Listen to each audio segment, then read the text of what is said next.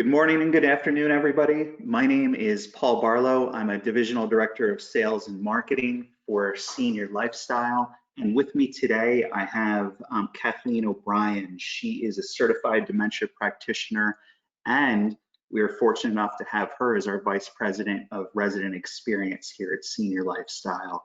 Today, Cathleen is going to present to you on a series called Understanding Dementia. And she's also going to tell you about our Embrace Memory Care program here at Senior Lifestyle. Just a few housekeeping things. Everybody throughout the webinar will be muted. There is a questions box. We'll try to get to your questions as they come, and there'll also be time at the end of the presentation for Cathleen to answer your questions. If we don't happen to get to everything, we'll still try to email out the answers at the end of this.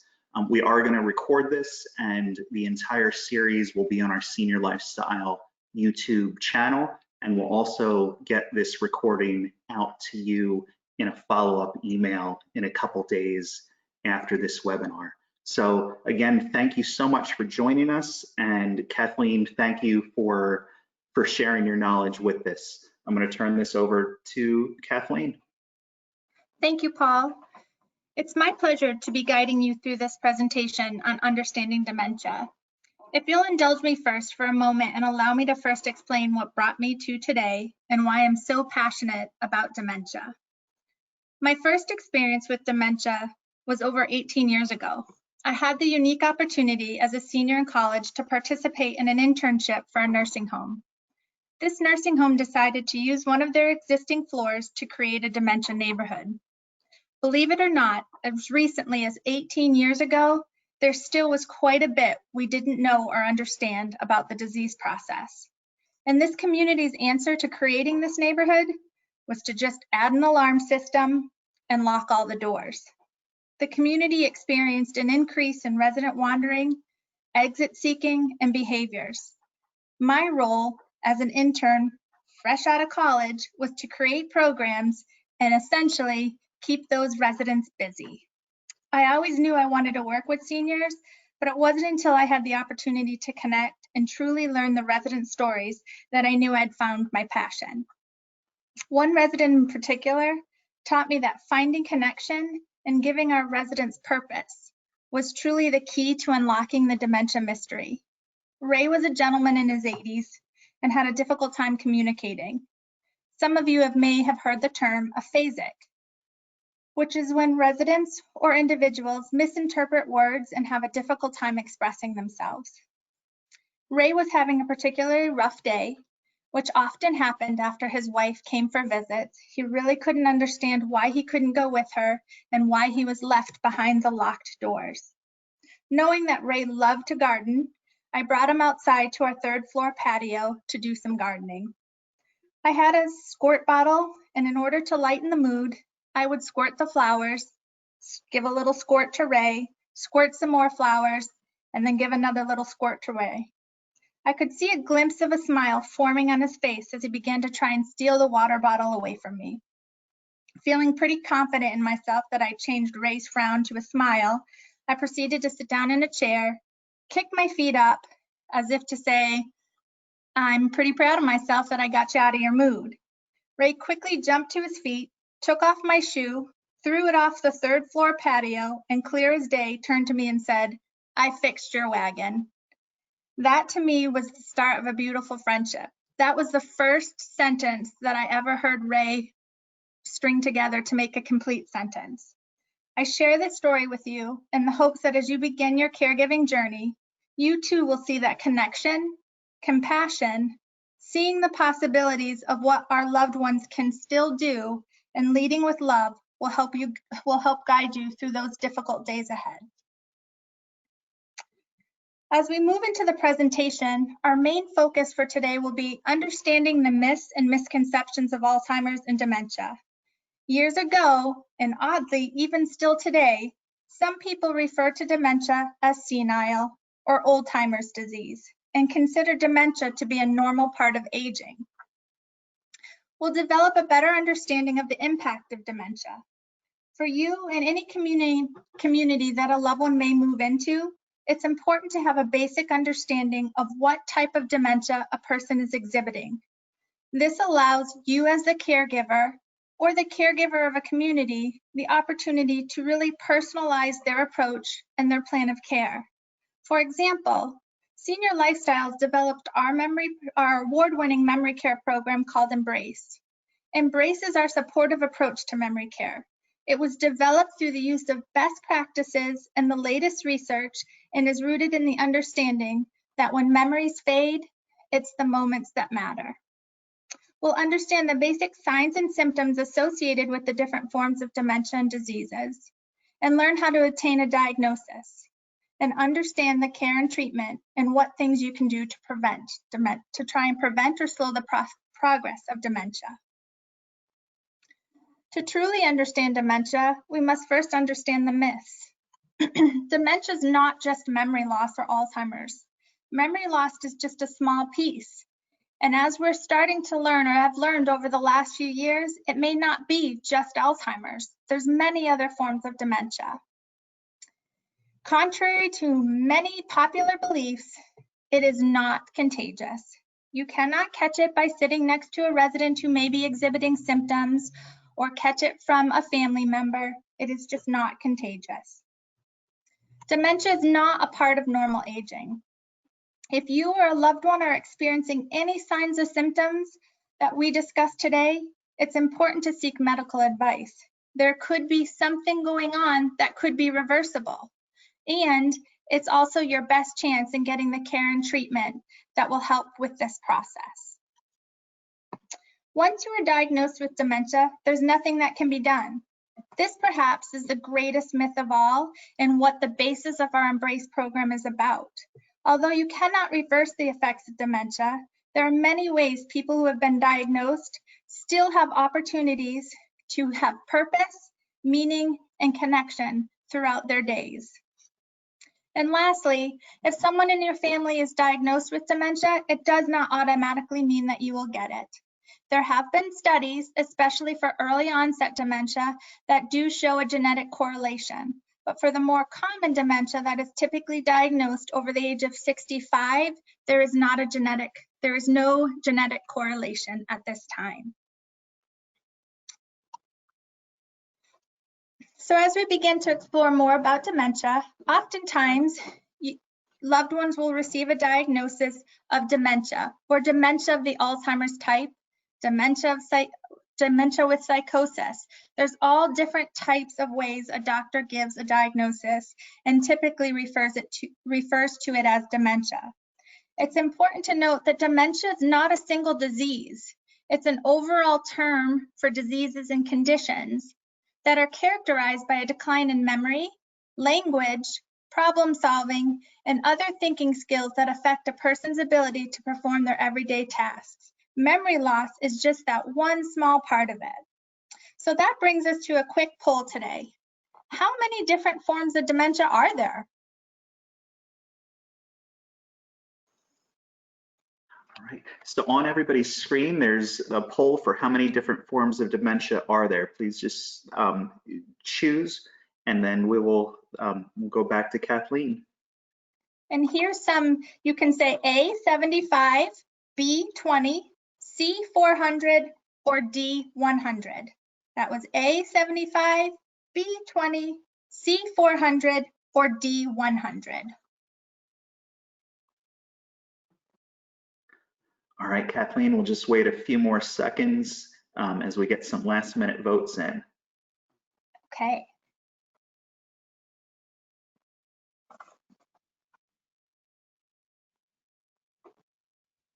All right, so Kathleen, it looks like the majority of us have voted, and we feel that 40% of us feel that there are 20 types. That's followed up by 75, 100, and then 400 different types of dementia. Great, thank you, Paul. So as I explained, and I'll tell you the answer in just a moment, but as I explained, dementia is really an umbrella term. A good analogy is thinking of it as an umbrella.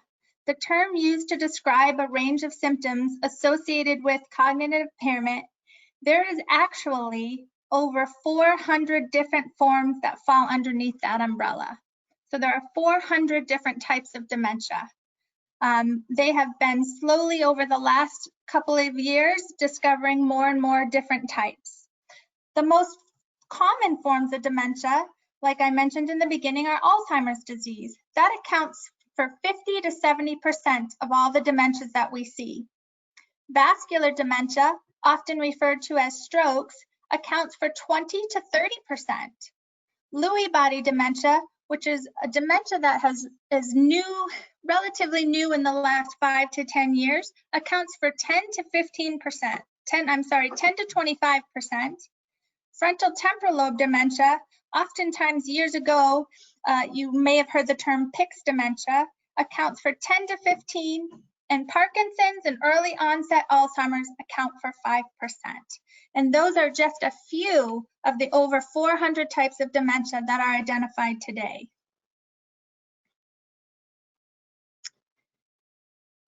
As we go through this process, one of the main things that I hope that you'll take away from this presentation is to take note of the symptoms your loved one is experiencing. Keep a journal to discuss with the doctor the signs and symptoms that you may be seeing. The notes that you keep and the symptoms you described will be very useful in determining the type of dementia and really allow your physician a better understanding of what direction to go in. Symptoms of dementia can vary greatly. Many dementias are progressive, meaning the symptoms do start out slowly and gradually worsen over time. However, there are some types of dementias that are reversible, and it's important to rule those out and get treatment to reverse any symptoms. A couple examples of those dementias that could potentially be reversible are vitamin deficiency. Stress, we all know what havoc stress can wreak on our bodies physically and mentally, and that can also mimic some signs of memory loss and dementia. Same thing with depression and sleep problems.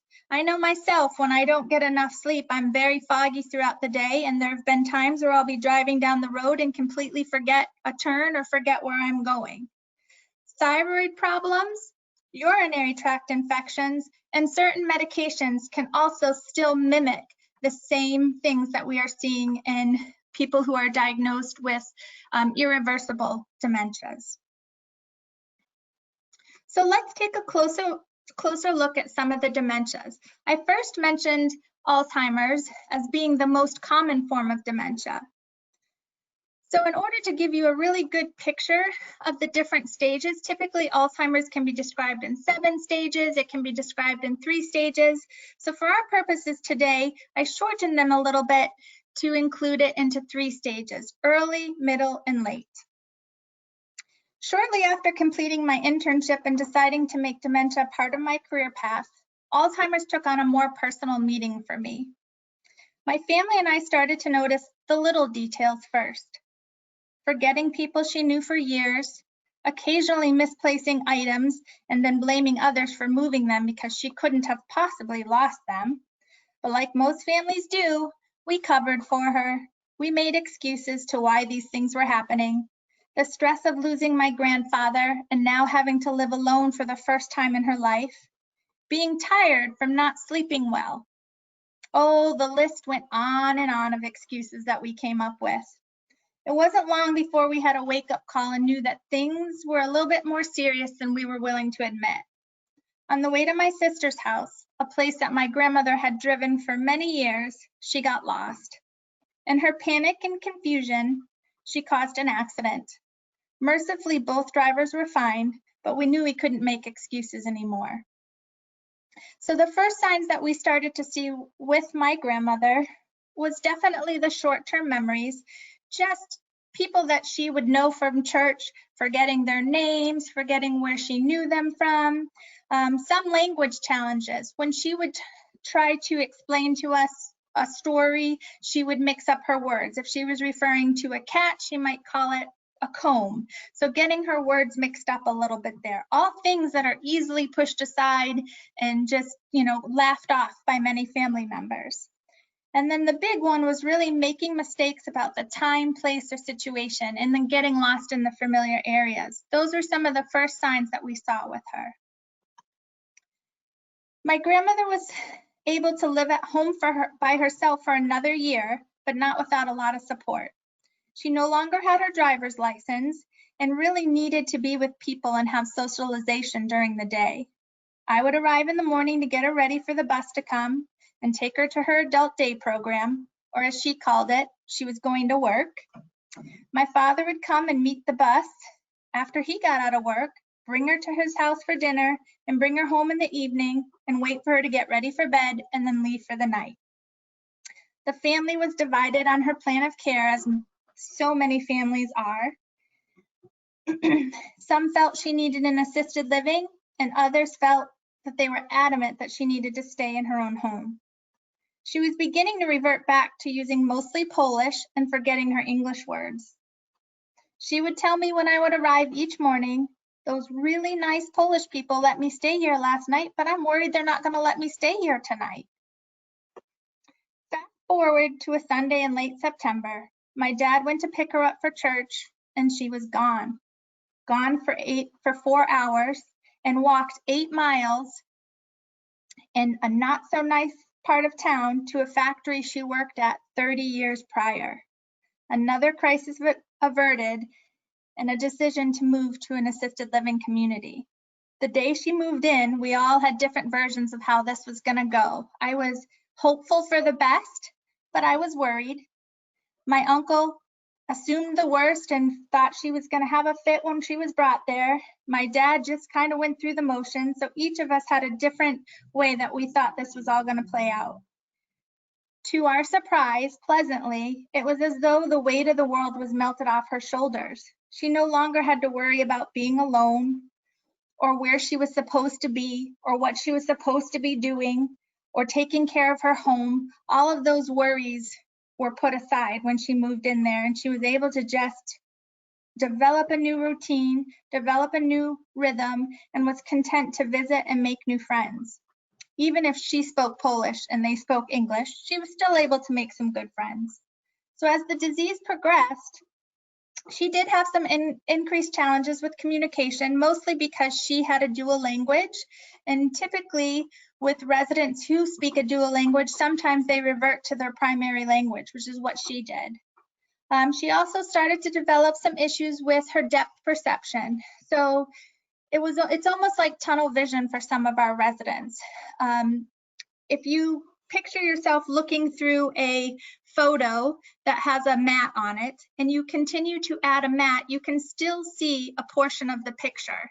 That's kind of what happens in the field of vision with some of our residents with Alzheimer's. Their vision gets smaller and smaller. Sometimes when they're transitioning from a carpet to a floor, or a dark floor to a light floor, it's difficult because it almost looks like a hole to them. So some of those vision problems come into play here. And then as she moved into the later stages of the disease, she did require more assistance with caring for herself, with eating and bathing and those type of things as well, because it was taking on more of the physical aspects and starting to move to those parts of the brain. So the connections weren't being made throughout the brain.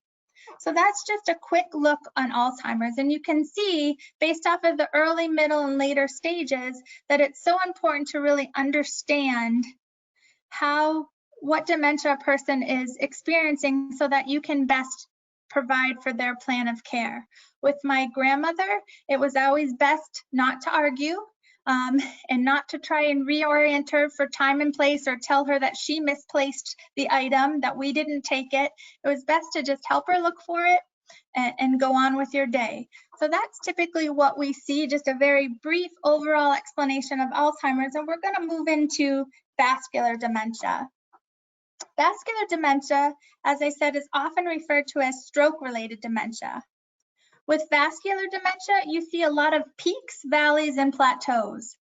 Our residents' or individuals' abilities are often stable, but then they have sudden losses. So if our resident has a mini stroke episode, or they have a major stroke episode, they do have losses, whether it's the ability to speak or the ability to feed themselves or the ability to swallow, might be some memory loss as well. But afterwards, they are able to recover some of those losses, but not fully. So they maintain a new baseline for them.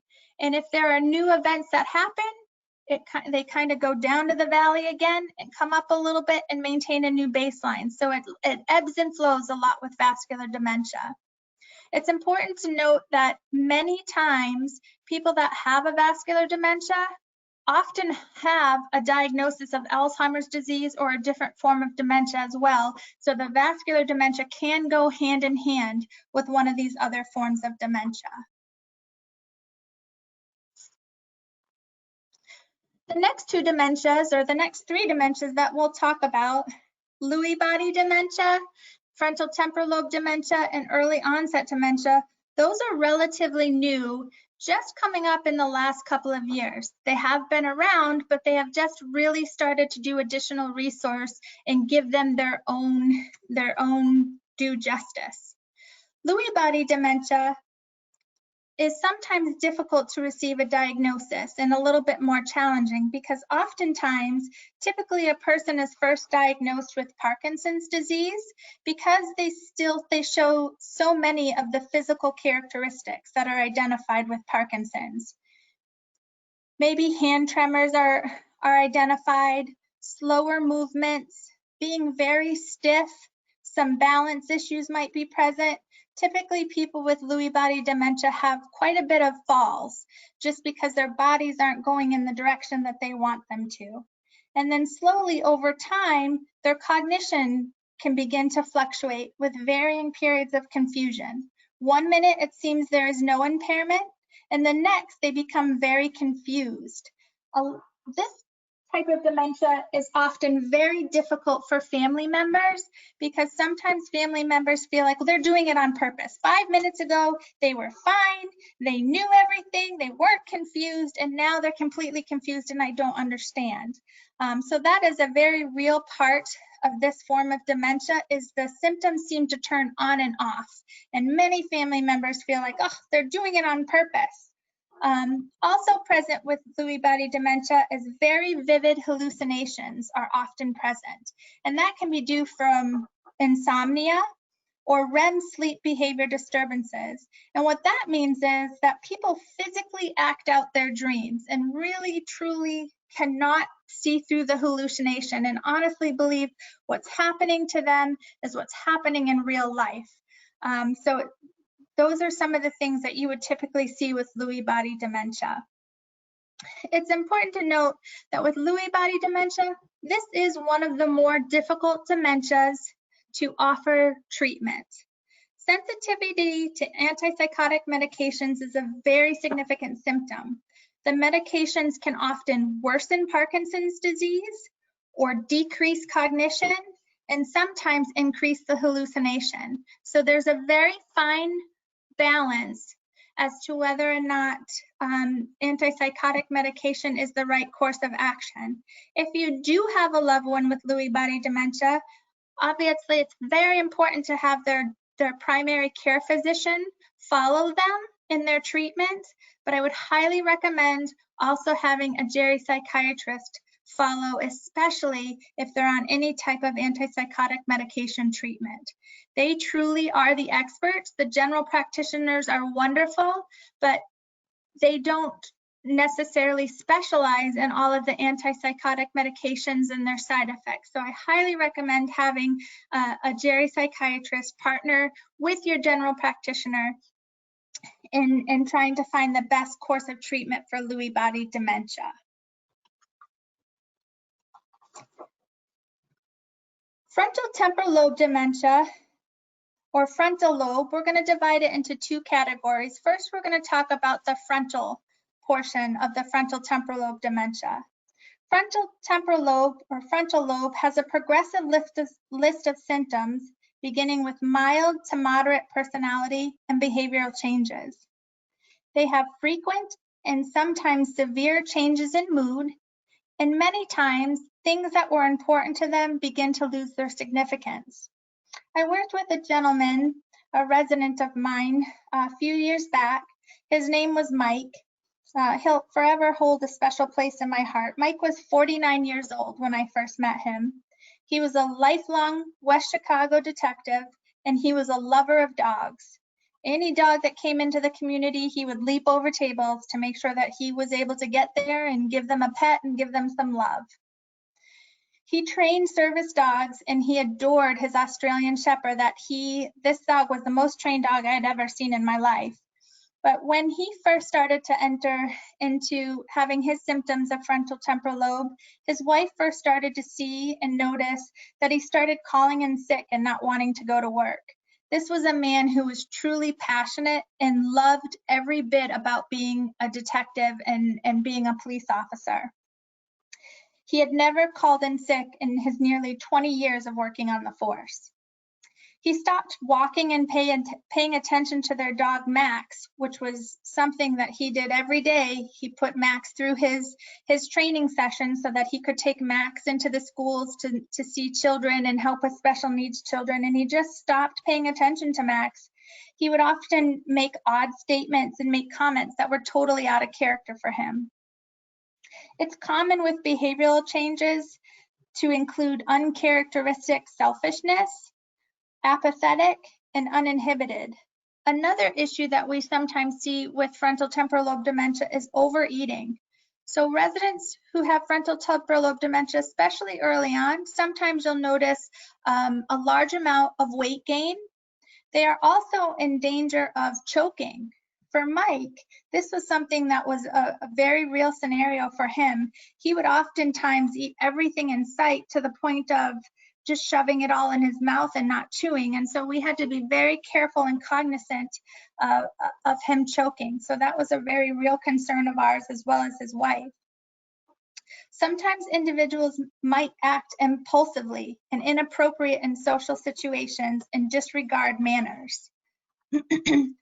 This is also another difficult dementia for family members, because really there are a lot of behavioral changes that go along with this, and sometimes family members feel as though it's not the person that they remember because they're so different.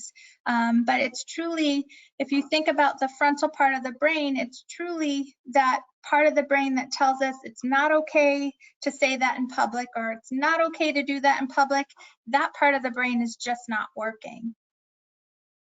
So from the temporal perspective, typically we see folks that have a frontal temporal lobe dementia, they are more apt to lose their ability to communicate a little bit sooner than some of the other diseases or the other forms of dementia would indicate. So sometimes they'll have difficulty speaking or miss or change words around. And it's almost as though social anxiety comes into play. So when they used to be a very social person, they then have a difficult time interacting with others. Those are some of the changes that we see because the temporal lobe is being affected. What's also difficult with this disease process is that the memory, the short-term memories and the long-term memories are typically they're intact and not affected.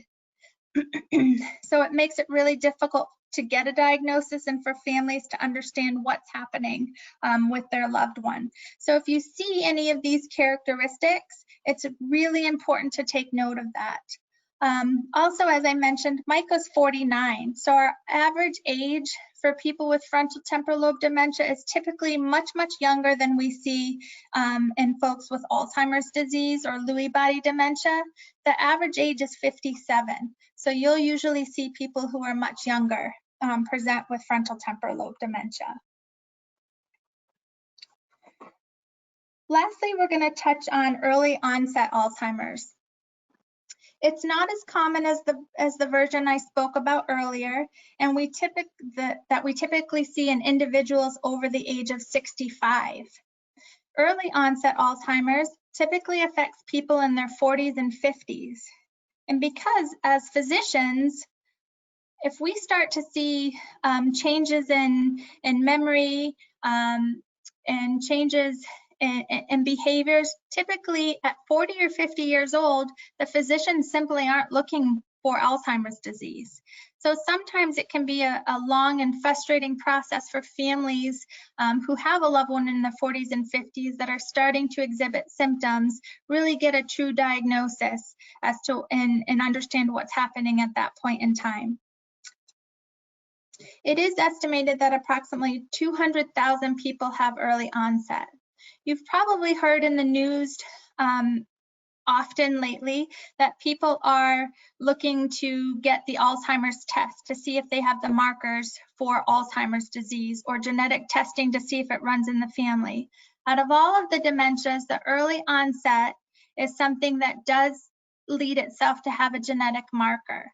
So that's why you're hearing more and more people popping up about having that genetic testing done, as well as many people who have been diagnosed in their 40s and it comes out that their mother has it or a brother has it. So there's definitely more of a genetic link for the early onset Alzheimer's.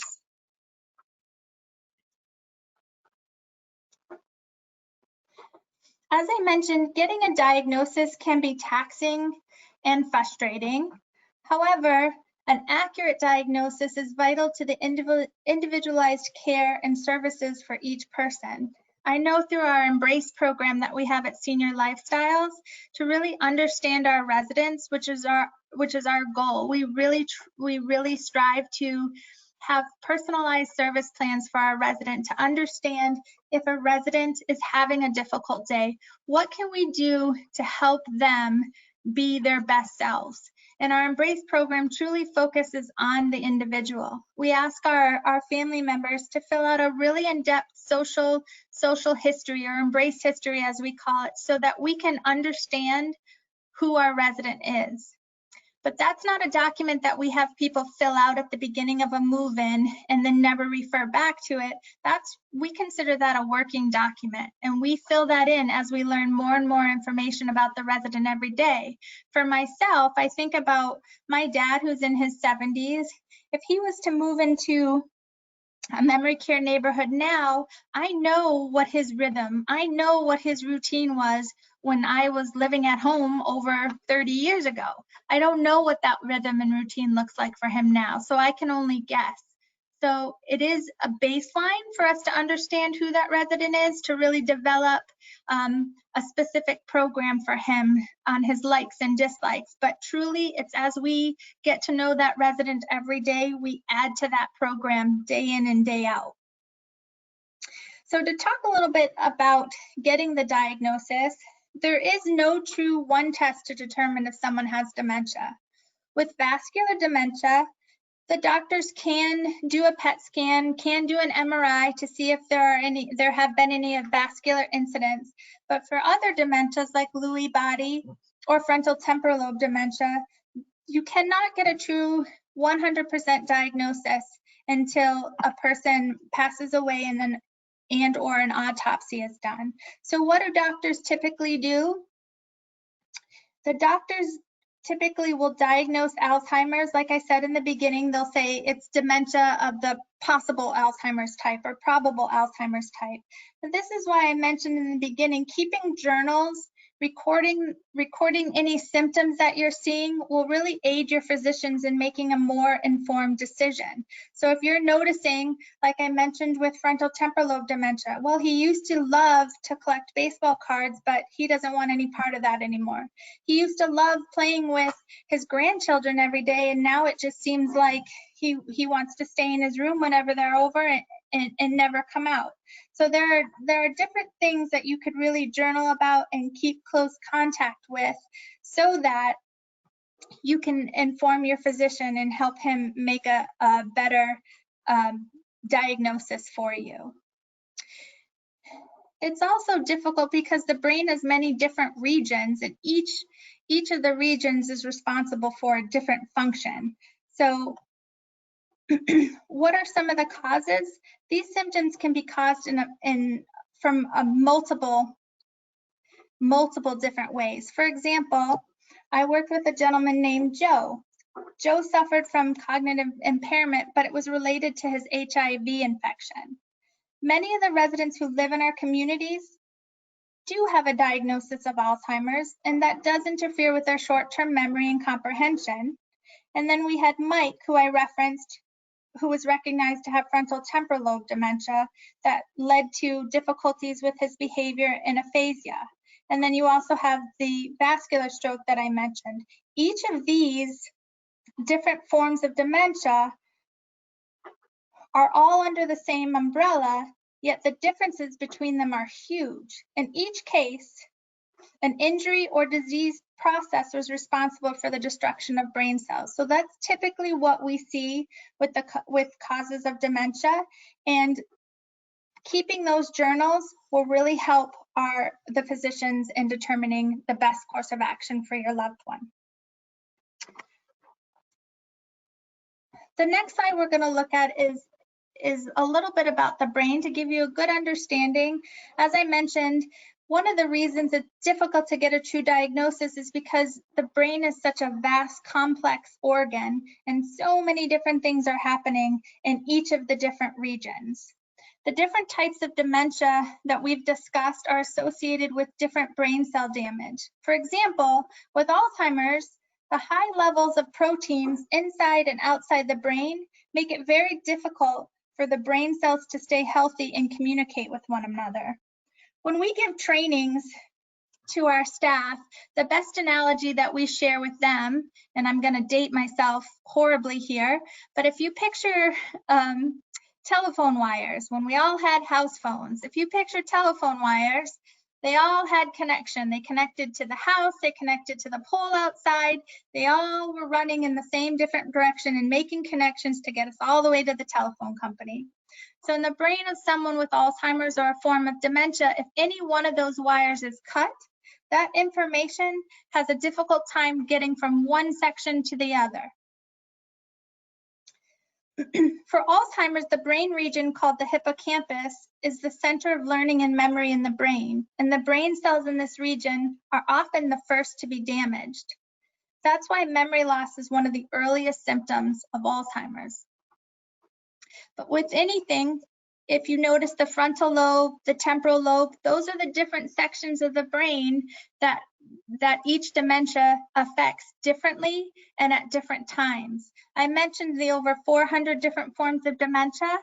My father-in-law was recently diagnosed about 3 years ago with dementia, and I have 4 sister-in-laws and a brother-in-law, and right when they heard the term dementia, the first thing they thought was it's Alzheimer's. But he didn't show any of the classic characteristics of Alzheimer's. He was really presenting more like a frontal temporal lobe dementia, but he was 89 years old.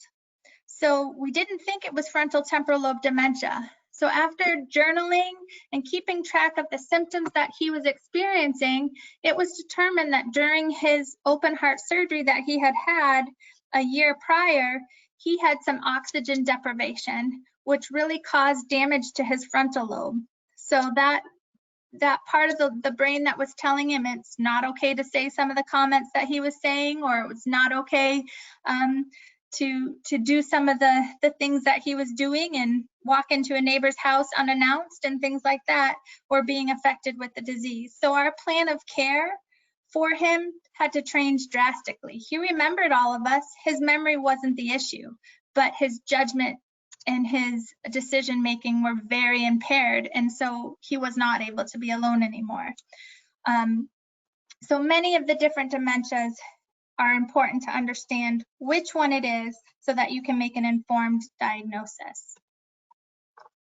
So I jumped ahead a little bit in talking about how to determine that diagnosis. There is no true test, but doctors will do a complete, comprehensive medical history, and they'll ask a lot of questions. And I will say, try not to make the same mistake that we did all those years ago with my grandmother, and let her go to the doctor herself. She said she was fine, she could handle it, she'd been going to the doctor for years by herself.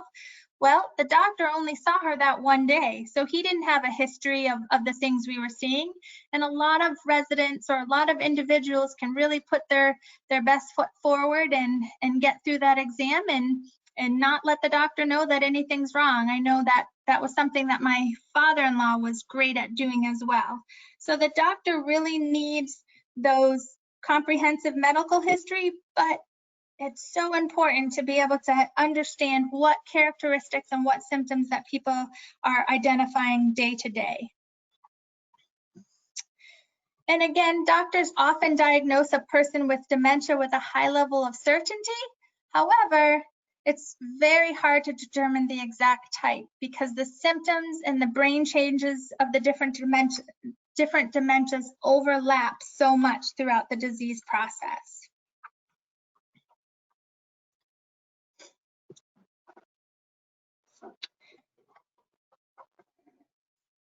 So when we talk about care and treatment, it depends on the cause, which is something we talked quite a bit about. Most causes or most cases of progressive dementia, there is not a cure to stop the progression, but there are some drug treatments that may temporarily improve symptoms. Moreover, it's important to seek guidance and help. As much as this is difficult on your loved one and on the individual, it is equally taxing for the caregiver. And I know part of our series is talking about caregiver stress, but it's important to know that no one can take on this journey alone.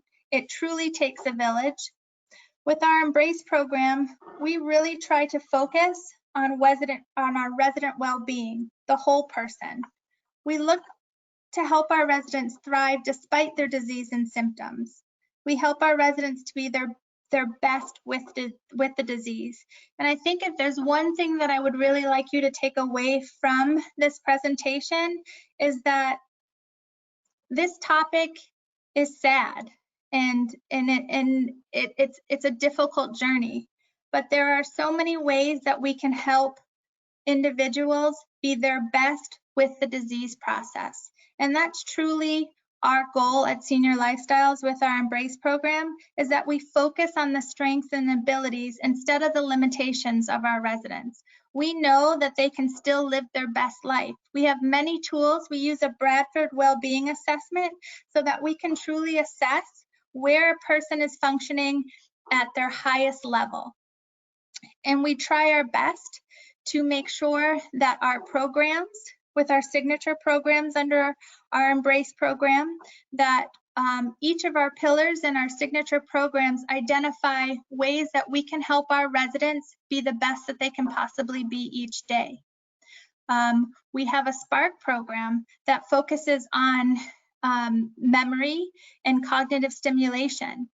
We have a Timeless cooking program that helps our residents tap into memories of years past and keeps them busy and involved. We're not going to sit there and cook for them. We still have residents who really like to participate in cutting strawberries and making various snacks for the day and things like that. So we're going to adapt our program to help our residents be successful and be able to do those types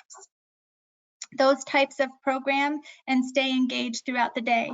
It's not like it was 18 years ago where we were trying to keep the residents busy. We're truly trying to engage the residents so that they can live and have their best possible life throughout this disease process. So the treatment of dementia depends on its cause, like I mentioned.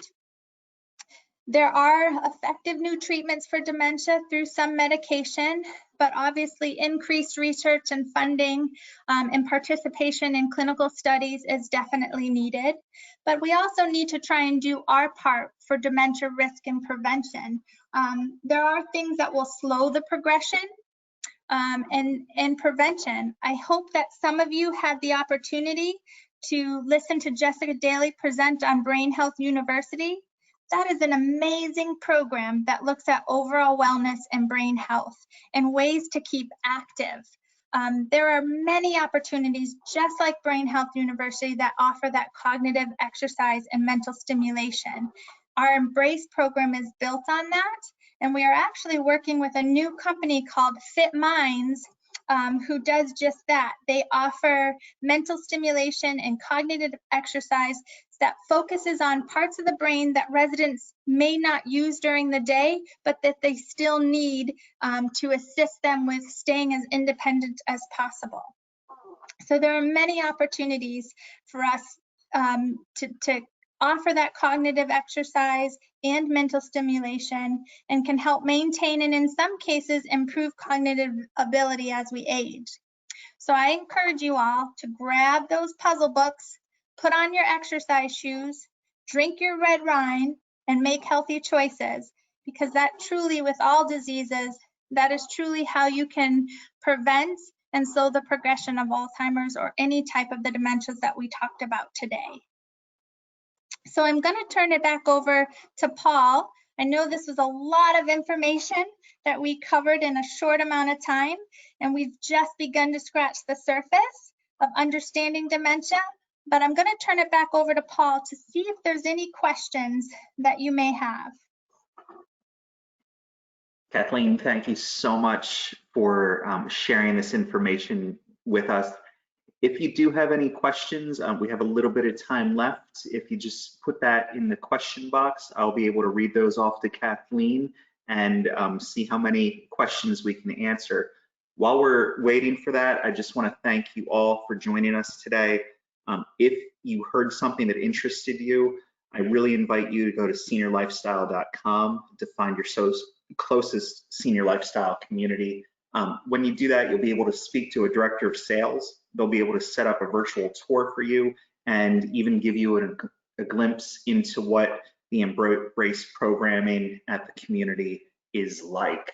The next webinar, just so you know, is on August 30th at this same time. You will have to register if you haven't already, and the emails prompting to do that will be still going out to you.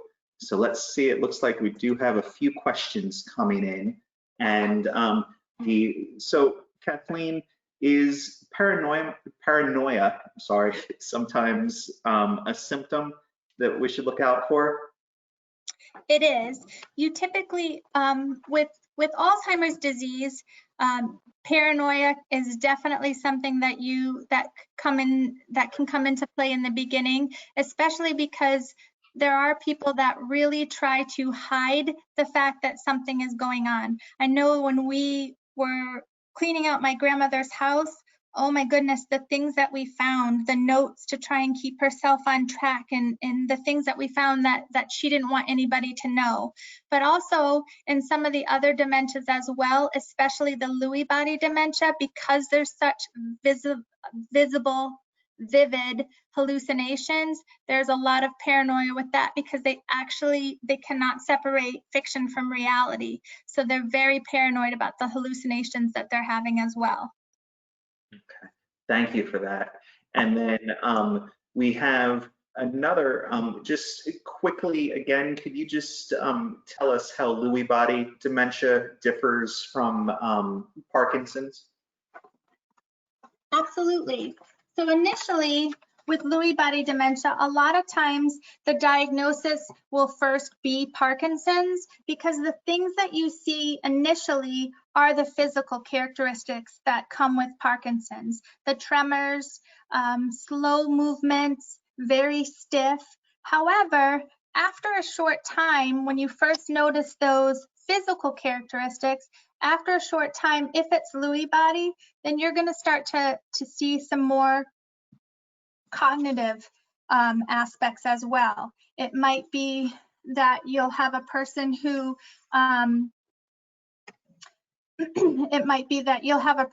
one minute seems completely confused and is not able to, gets lost in familiar areas, not able to have a conversation with you, and then maybe an hour later, it's like nothing happened. So the symptoms switch on and off.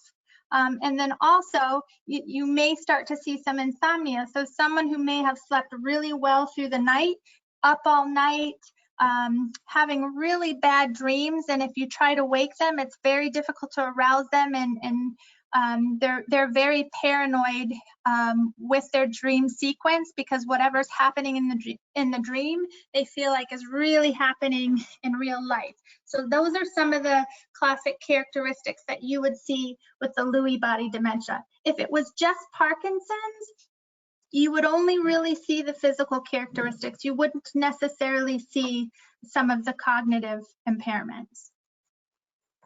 Okay, thank you for that. And so going back to for surgery, somebody was diagnosed with fixed-base dementia about a year after a surgery. Could that have, could a very long surgery the year before possibly affected the brain a little bit? And I know that's definitely something for a physician to ask, but what's your opinion there? Yeah, the physician would be able to go into greater detail, but that is exactly what happened with my father-in-law. My father-in-law had no signs or symptoms of memory loss before he had his he had a heart operation, so he was under for quite some time.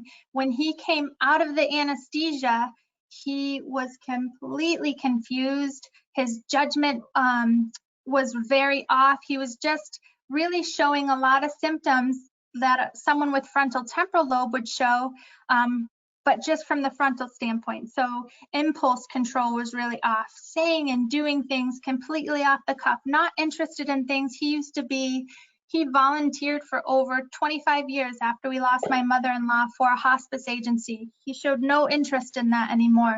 And that was what defined him, is his volunteer work, and none of that interest in him anymore. So with him, we determined with the doctor's help that the part of the brain that was affected during his surgery was the frontal lobe. And so that's why we were seeing some of the impulse control and the things that we were seeing with him. So depending on the surgery, it could have affected a different part of the brain, and that's why you may be seeing some of the symptoms or signs that you're seeing. Okay, thank you for that. Back to hallucinations, it's hard to speak today, and paranoia. Are they both things that would accompany vascular dementia? They could. Again, it just would depend on what part of the brain was affected during their vascular episode. Okay, thank you. And then, but again, I'm sorry, Paul, again, it's important to mention that a lot of times if people have vascular dementia, sometimes it goes hand in hand. We have folks that have been diagnosed with Alzheimer's related dementia or Lewy body dementia, and they also still have vascular events. So they could have another diagnosis and they could be going hand in hand. Okay, wonderful. And so here also, let me read this. When is your opinion, is it necessary to have a neurophysiological exam to diagnose dementia? What should a family be looking out for, and then set something up for that? If you're starting to notice any of these signs, I highly recommend scheduling that exam, because it could be reversible. It could be a medication interaction. It could be a urinary tract infection. It could be something that with treatment, those signs and symptoms can be reversed, or it could be that they do have a diagnosis of dementia and Alzheimer's, and there is some medications that can help slow the progression. So as soon as possible, if you're noticing any signs or symptoms, I would highly recommend getting that complete workup done. Okay, thank you. And then we do have time for one more here. Can anxiety make your dementia worse? And then do you have any, can you speak about some of the ways that our Embrace program helps with anxiety and how they might be able to use that even at home? So yes, anxiety can exacerbate the symptoms of dementia, just because a resident isn't able to really step back and relax, and with the brain being affected, they can't maybe normally do. If anxiety is something that they've dealt with through their life, having dementia, they might not remember how they handled that before. So anxiety can certainly exacerbate the symptoms. And with our Embrace program, when we look at a resident having anxiety or exhibiting any type of behavioral expression, we really try to be a detective and put our detective hat on. So is it that this resident is just looking for some sort of connection or calm? I never really truly understood anxiety until I had a daughter who was diagnosed, and just the reassuring touch that you need to have. She'll ask me the same question over and over. Are you sure this is okay, Mom? Are you sure this is okay? And in the beginning, it was driving me bananas. And I was like, yes, it's okay. I already told you it was okay. But now I really have to step back and think that she needs this reassurance. She needs this encouragement so that she understands that it's going to be okay. And it's the same with our residents. So with our Embrace program, we would use the tools that we have, our Bradford Wellbeing that I mentioned, but we also use what we call an expression tracker. And we determine, are there certain times of the day where they're becoming more anxious? I used to work with a lady named Marge, and she every day, like clockwork, at 3 o'clock, she would go to the front door and set off all the alarms because she was leaving for the day. Well, Marge was a teacher, and at 3 o'clock, what do teachers do at 3 o'clock? They're getting ready to go home to their own families and cook dinner and do all that kind of thing. And all it took with Marge was to say, Marge, I heard you were the best third grade teacher. Can you tell me about your students? And she would get this smile on her face and come over and sit down and talk to us about her life. And because we had that history, we were able to ask those questions and really talk to her. And a half an hour later, did Marge try to go for the door again? Yes. And we would start the process over. But if you stood in front of the door and said, Marge, you can't leave now, she doesn't understand why and could become aggressive and anxious and start with a different type of behavior. So with our Embrace program, those are all the tools that we use to really get to know our residents and personalize their care so that we can use those interventions to help redirect them. Okay, thank you so much, Kathleen, and thank you so much, everybody, for your participation. I know we have a few other questions that we're not going to be able to get to today, but we will try to email that out to everybody, the answers that we can. Again, I might have misspoken. Somebody brought to my attention, so thank you. Our next seminar is August the 20th at the same time as today. So Thursday, August the 20th. Kathleen and I will be back with you. You will have to register for that, and then we will be in the next day or so sending out the recording of this presentation to you all. It'll also be on our Senior Lifestyle YouTube channel. But if you are interested about the Embrace programming or anything at Senior Lifestyle, please just search for your closest community, and somebody in the building will be able to talk to you for sure about that. Again, Kathleen, thank you for joining us. Everybody, thank you for spending your time with us, and look forward to talking to you in 2 weeks. Have a wonderful rest of the day, everybody. Thank you. Thank you.